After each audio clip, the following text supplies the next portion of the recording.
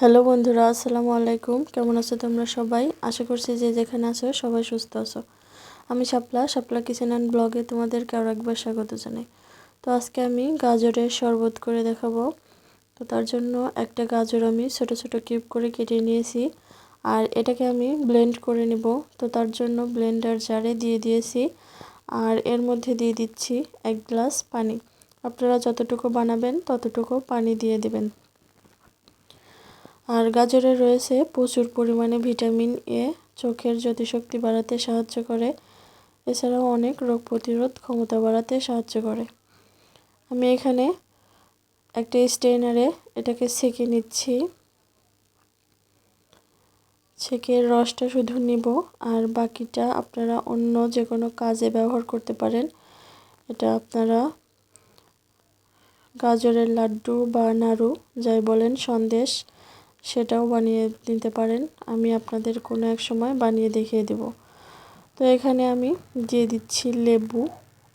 আগে দিয়েছি চিনি, তারপর দিয়ে দিচ্ছি লেবু। আমি একটা লেবু কেটে হাফ হাফ করে 2 গ্লাসে দিয়ে দিলাম।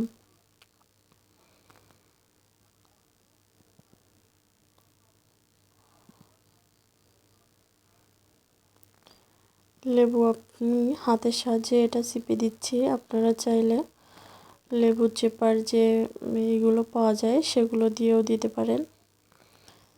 তো আমি সরাসরি হাত দিয়ে এটা দিয়ে দিলাম। এখন দিয়ে দিব স্বাদ অনুযায়ী লবণ। এটা একেবারেই একটা সিম্পল শরবত, কিন্তু খেতে খুবই ভালো লাগে। আমি এখানে ফ্রিজের ঠান্ডা তাপমাত্রার পানি নিয়েছি। আপনারা চাইলে এখানে বরফের টুকরো ইউজ করতে পারেন। আর আমি এখানে সামান্য বিট লবণ দিয়ে দিলাম। এটা অপশনাল, কিন্তু দিলে ভালো লাগে। আপনারা চাইলে এখানে আদার রসটাও ব্যবহার করতে পারেন। তো আমি আজকে একেবারেই সিম্পলভাবে এটা তৈরি করেছি। তো আপনারাও বাসায় ট্রাই করবেন এবং আমাকে কমেন্ট করে জানাবেন কেমন লাগলো। আর আমার চ্যানেলে যারা নতুন, তারা অবশ্যই চ্যানেলটাকে সাবস্ক্রাইব করে পাশে থাকা বেল বাটনটি অন করে দিবেন, যাতে পরবর্তীতে কোনো ভিডিও আপলোড করলে নোটিফিকেশন আপনাদের কাছে পৌঁছে যায়। তো আজকের মতো এখানে বিদায় নিচ্ছি। সবাই ভালো থাকবেন, সুস্থ থাকবেন। আল্লাহ হাফেজ।